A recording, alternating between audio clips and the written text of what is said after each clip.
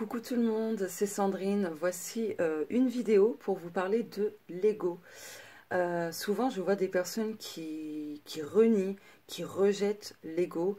Et c'est, comment dire, sans être dans le jugement. euh, non, j'arrive pas à trouver sans être dans le jugement. Pour moi, c'est débile. C'est débile, c'est se mentir à soi-même. C'est écouter les croyances qui, je trouve, sont erronées de la part d'autrui. Donc voilà, toutes ces personnes qui peuvent dire qu'elles ont chassé l'ego parce que c'est pas compatible à la spiritualité, c'est pas compatible à l'âme ou ce genre de choses-là. Faut bien que ces personnes se rappellent que leur âme a décidé de s'incarner sur Terre pour expérimenter cette vie humaine, pour qu'elle puisse s'épanouir, pour qu'elle puisse apprendre, pour qu'elle puisse s'alléger, pour qu'elle puisse grandir, etc., etc. L'âme a besoin de notre ego. Voilà, l'ego, ça comprend les émotions, hein, qu'elles soient positives ou non, ça comprend les émotions, ça comprend nos peurs, nos blessures, nos qualités, nos défauts. C'est notre identité, c'est notre personnalité, notre caractère. C'est aussi nos origines sur Terre. C'est plein de choses comme ça, en fait. C'est nos goûts vestimentaires, c'est nos goûts alimentaires, c'est nos goûts musicaux, c'est plein de choses comme ça, l'ego. Donc non, on ne peut pas chasser l'ego définitivement. On peut apprendre à le maîtriser quand l'ego est dans sa partie la plus sombre.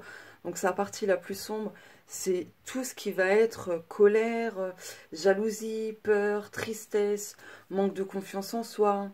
Il y a quoi d'autre? Il y a tellement de choses. Les blessures, les traumatismes, les peurs, blablabla, etc. quoi. Donc voilà. Euh, Qu'est-ce que je voulais dire d'autre? Je sais plus. Je sais plus. Bref, voilà, l'ego c'est ça, c'est qui nous sommes, c'est ce qu'on incarne sur Terre, la personne que l'on incarne dans cette vie-ci. Donc, ne refoulez pas, enfin, ne rejetez pas l'ego. On a besoin de l'ego pour se défendre, pour dire stop, pour faire des projets, pour décorer notre maison. Bah oui, parce que c'est en lien avec nos goûts, forcément. Pour voilà, nous diriger professionnellement. Enfin, c'est plein de choses comme ça, l'ego. Hein. C'est vraiment la vie, enfin, c'est tout ça, quoi. C'est plein de choses comme ça. Donc faites attention à toutes ces personnes, ne vous laissez pas embarquer là-dedans. Du style, ouais, t'écoutes trop ton ego, arrête, c'est pas bien, quoi. Bah non. L'ego, c'est un enseignant. C'est un enseignant, et ouais. C'est grâce à notre ego le plus sombre, quand il est dans sa partie la plus sombre en tout cas, que l'on apprend, vous voyez. Donc voilà. J'ai envie aussi de dire que pour retrouver son pouvoir personnel, parce que on est tous passés par là, on a tendance à remettre notre pouvoir personnel dans les mains d'autrui. On demande l'approbation. On ne pose pas assez de limites saines. On ne, par peur de blesser ou de vexer ou que sais-je, euh, on va se faire passer en dernier. Au lieu de faire passer ses besoins, bah, de faire de soi une priorité finalement, sans tomber dans l'égoïsme pur et dur. Voilà, parce que quand on tombe dans l'égoïsme pur et dur, que c'est par intérêt, etc., là oui, c'est vraiment l'ego dans son aspect le plus sombre, vraiment le plus sombre de sombre. Je sais pas si ça se dit, mais on s'en fiche. Donc voilà, en fait, il faut trouver le juste équilibre entre sa partie lumineuse et sa partie sombre, c'est tout. Voilà, mais on peut pas le chasser. On peut pas le chasser, c'est pas possible. Voilà, comme je le disais, c'est un enseignant parce que, bah, de par le fait, quand on est du côté sombre hein, de l'ego, si on réagit avec nos peurs, avec nos traumatismes, nos blessures d'âme, nos blessures de l'enfance, nos blessures de ci, nos blessures de ça, etc., etc., bah, ça va nous apprendre, ça va nous faire travailler sur nous-mêmes, on va comprendre et on va identifier la source, le message, etc., etc. Et c'est comme ça qu'on va grandir, en fait, qu'on va grandir, qu'on va apprendre, qu'on va avoir des leçons de vie, des enseignements spirituels, et voilà, quoi. La vie, de toute façon, pardon, elle va nous placer des épreuves, pour justement que l'on grandisse, que l'on apprenne, et qu'on soit surtout dans l'amour, le respect, la bienveillance, etc. Mais je veux dire que l'ego, lui, sera quand même toujours là.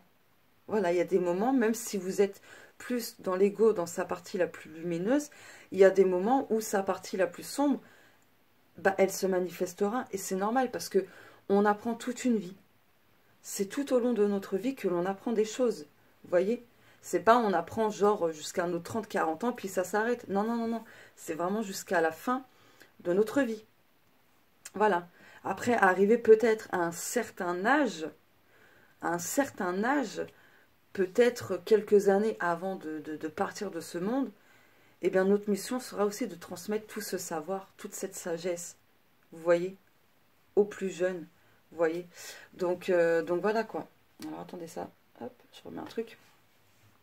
Donc du coup, ce que j'ai envie de vous dire aussi, c'est que si vous voulez reprendre votre pouvoir personnel, il va falloir passer par votre ego, en posant des limites, en faisant en sorte à ce qu'on vous respecte, en sachant riposter quand c'est nécessaire. Vous voyez, à dire oui, à dire non, et surtout non, parce que en général, on a tendance à dire oui, même si bah, on n'a pas très envie voilà, on le fait parce que c'est pour faire plaisir à la personne, pour pas vexer la personne, et pour éviter les conflits, pour éviter aussi de se justifier. Mais déjà, on n'a même pas à se justifier. Non, c'est non. On n'a pas à se justifier, d'accord? Ça aussi, c'est le but de l'apprentissage. La vie, c'est une école, hein, n'oubliez pas, la vie, c'est une école, donc voilà. Mais pour reprendre son pouvoir personnel, c'est ça, on passe par l'ego. L'ego dit lumineux, enfin moi je l'appelle comme ça, hein, voilà. Mais dans son entièreté, l'ego c'est autant il a des qualités, autant il a des défauts, hein. Autant il a son côté lumineux, autant il a son côté sombre, donc voilà quoi.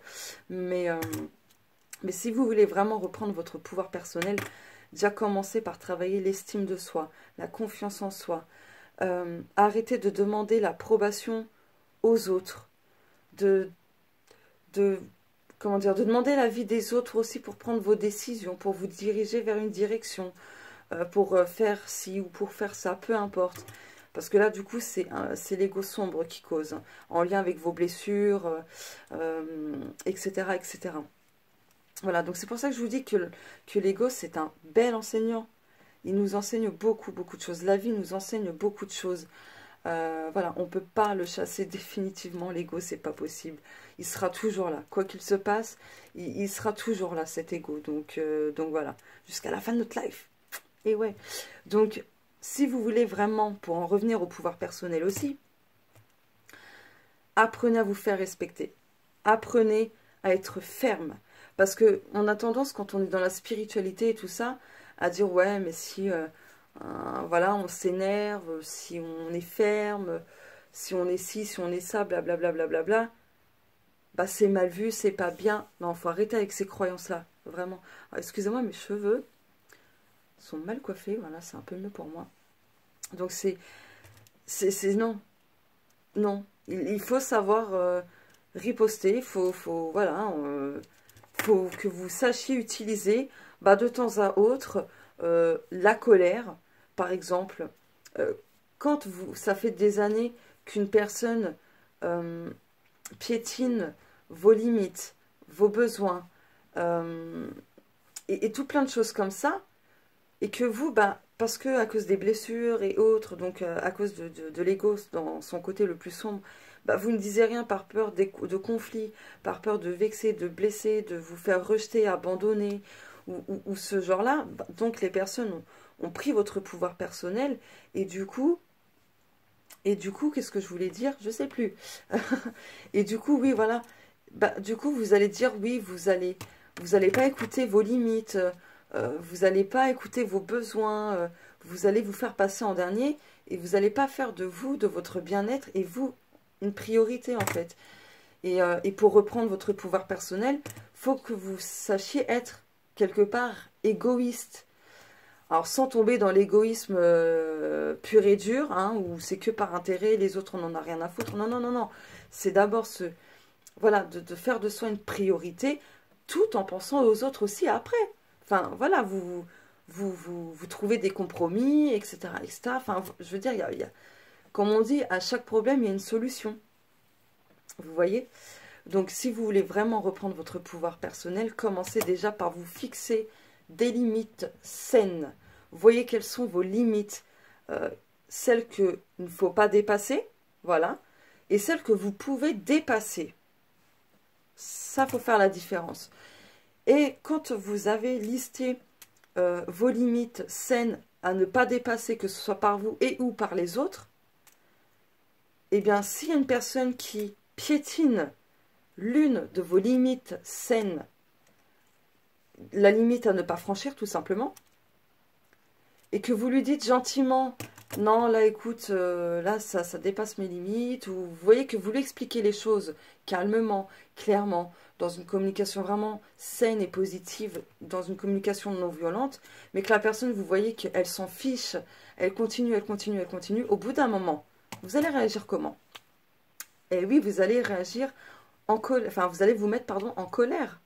Et c'est normal, votre colère sera justifiée, elle sera légitime, parce que du coup, on vous a pas pris au sérieux, pardon, on vous a manqué de respect, on vous a quand même... La personne, c'est... comment dire? Elle a été intrusive dans votre intimité, dans vos limites, etc., etc. Donc au bout d'un moment, c'est normal, vous allez dire merde, tu me fais chier. Donc voilà, vous allez vous mettre en colère pour dire stop, pour vous faire respecter, etc., etc. C'est ça aussi, reprendre son pouvoir personnel avec l'ego. Avec l'ego. Vous voyez? Donc, je vais essayer à ce que la vidéo ne soit pas trop longue, mais voilà quoi. Donc, ça commence par ça. Faut savoir riposter, pardon. Faut avoir du répondant. Faut pas se laisser marcher dessus. C'est pas parce qu'on est dans la spiritualité, blablabla, on n'est pas dans un monde de bisounours. Hein. Voilà. On est dans un monde où il y a de la dualité. Donc, il faut l'accepter. C'est tout. C'est à nous de trouver l'équilibre dans ce monde de dualité, d'adversité, etc., etc. Vous voyez? Donc voilà quoi. Je vous dis ça parce que j'ai eu une prise de conscience tout à l'heure, quelque chose de personnel. Et pour vous expliquer rapidement, j'ai horreur du conflit à la base. On dirait pas, hein, quand on me connaît, quand on sait mon caractère, tout ça, on dirait pas. Et pourtant, je déteste les conflits. Les conflits, ça m'angoisse. J'aime pas ça. Mais du coup, j'ai appris à m'en foutre. À m'en foutre. J'ai appris à dépasser cette peur du conflit. Et j'y travaille encore, hein, vous en faites pas, mais j'y travaille encore. Mais voilà, au bout d'un moment, il faut savoir dire stop. Il faut savoir dire stop quand il y a des personnes, que ce soit dans votre foyer ou des personnes extérieures, qui viennent franchir la ligne rouge de votre intimité, de vos limites, de votre patience, de votre gentillesse, etc., etc. Il faut savoir dire stop, il faut savoir dire merde des fois. Clairement, il faut arrêter de trop prendre sur soi, de fermer sa bouche et de se laisser faire, de se laisser, pardon, écraser. Non, non, non, non. Reprendre son pouvoir personnel, c'est aussi ne plus se laisser marcher dessus. D'accord? Voilà. Vous l'avez compris, je pense. Donc, voilà ce que je peux dire sur l'ego et le pouvoir personnel. C'est déjà commencer par vous respecter vous, dans le sens à prendre en considération les messages de votre corps. Quand il est fatigué, essayez de vous écouter, de vous reposer. Même si vous êtes au travail, fermez les yeux pendant quelques secondes, 1 minute, 2 minutes, et voilà, ça vous fera déjà du bien. Apprenez à vous respecter à vous respecter au niveau de vos limites, par rapport au message du corps, etc., etc. Et ne laissez pas, enfin, s'il y a des gens aussi qui abusent de vous, de votre confiance, etc., pardon, ne les laissez pas, ne les gardez pas dans votre vie, ou vraiment prenez beaucoup, mais vraiment beaucoup de distance. C'est important, d'accord? Parce que si vous ne mettez pas de distance ni quoi que ce soit, le problème c'est que les personnes, elles vont continuer d'abuser de vous, et c'est pas bon. C'est pas sain, et voilà quoi. Alors attendez. Donc voilà quoi. Je pense que j'ai fait un peu le tour sur le sujet l'ego et le pouvoir personnel. Bien évidemment, si vous avez des questions par rapport à ça, vous pouvez me les mettre en commentaire. Soit je vous répondrai en commentaire, ou soit je ferai une liste de chaque question qui auront été posées, et je vous répondrai en vidéo. Voilà, je verrai, soit en commentaire, soit en vidéo. Mais voilà, faut savoir imposer le respect. N'ayez pas peur de vexer ou de blesser. Vous êtes responsable de ce que vous dites, mais vous n'êtes pas responsable non plus de la réaction d'autrui. D'accord? Parce que chaque personne va réagir en fonction de ses blessures, de ses expériences, de ses traumatismes, de son passé, etc. D'accord? Vous, c'est pareil. Vous, c'est exactement pareil. Donc, voilà. Ça marche dans les deux sens. Ok? Donc, voilà. Pour retrouver son pouvoir personnel, ça passe aussi par l'ego. L'ego dans son entièreté. Ok? Voilà. L'ego, je le rappelle, c'est les défauts, les qualités, nos compétences, nos aspirations, nos rêves, nos projets. C'est plein de choses comme ça, d'accord? Voilà. C'est ce qui va nous attirer professionnellement, ou artistiquement, ou peu importe, ok? Ou même spirituellement. Il y en a qui vont préférer le pendule aux cartes, et ben il y a des personnes qui vont préférer les cartes au pendule, ou il y a des personnes qui vont aimer les cartes et le pendule, il y en a qui vont préférer, je sais pas, le jaune, d'autres vont aimer le bleu, enfin voilà, c'est une question de goût, voilà, ça dépend de chacun de nous, tout simplement. Voilà, donc j'espère que ça vous aura éclairé. Donc acceptez votre ego, même si par moment votre ego, voilà, il prend un peu le dessus, il essaye voilà, de vous fausser un peu les choses, la perception de la réalité, ou que sais-je encore. Voilà, c'est à vous d'apprendre à le maîtriser. Voilà, laissez-le, on va dire, se manifester. Écoutez ce qu'il dit, ou comment il vous fait réagir et tout ça. Et ensuite, prenez du recul, prenez de la hauteur, notez vos réactions face à un propos, face à une situation, face à quelqu'un, etc., etc. Notez tout. Et donc, prenez de la hauteur et du recul, et analysez les choses, et essayez d'identifier le message, la source, pour que ça puisse vous permettre, pour que vous puissiez conscientiser l'enseignement, le message à travers tout ça. Voilà. J'espère que j'ai été claire. J'espère. J'ai trop parlé. J'ai plus de voix. Voilà. Donc, voilà, je termine le sujet de l'ego et du pouvoir personnel. J'ai juste donné un petit exemple. J'avais commencé, en plus, je crois, j'avais commencé à le dire, l'exemple. Il me semble. J'ai peur des conflits. J'aime pas les conflits. Donc, voilà, même si je vais quand même riposter, je vais pas être bien. Je vais pas être bien, et je vais faire des crises d'angoisse parfois. Ouais. Et aujourd'hui, il s'est passé quelque chose qui a fait que j'ai riposté. J'ai eu une crise d'angoisse dans ma façon de riposter. Et c'est là que j'ai dit, toi tu m'énerves. Je dis, oh putain, toi tu m'énerves, à ma crise d'angoisse. Et là, j'ai eu un sacré déclic, une sacrée prise de conscience. Et je me suis dit, mais en fait, c'est mon côté sombre qui veut juste, pardon, se manifester. Se manifester, parce que là, c'est nécessaire. Là, c'est nécessaire qu'il se manifeste. Et comme j'aimais pas les conflits, j'avais tendance un peu à l'étouffer, bien que parfois, je le laissais un petit peu, pardon, alors attendez. Voilà, je le laissais un petit peu se faufiler, mais pas tant que ça, hein. Je me contenais, voilà. Je me contenais vraiment, vraiment, alors que lui, ce qu'il souhaite, mon côté sombre, c'est s'exprimer pleinement quand c'est nécessaire. Et voilà, j'ai pris conscience de ça, et en ayant eu ce déclic, pouf, plus de crise d'angoisse. Elle est partie. Donc, voilà. Voilà, comme quoi il faut écouter son corps. Hein. Parfois, les crises d'angoisse, c'est pas forcément lié à un traumatisme. Ça peut être aussi autre chose. Voilà. Donc, c'est important d'être à l'écoute de son corps.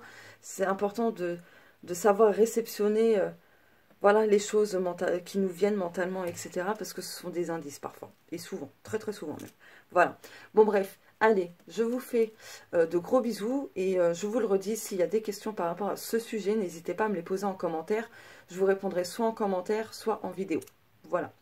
Peut-être faire une FAQ par rapport au sujet, si vous voulez, plus de précision. Déjà, je ferai un autre post Ouais, j'essaierai de faire un post en vous demandant vos questions par rapport à l'intuition.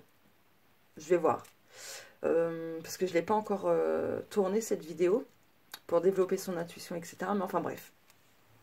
Je verrai plus tard. Je mettrai le post en temps voulu par rapport à l'intuition.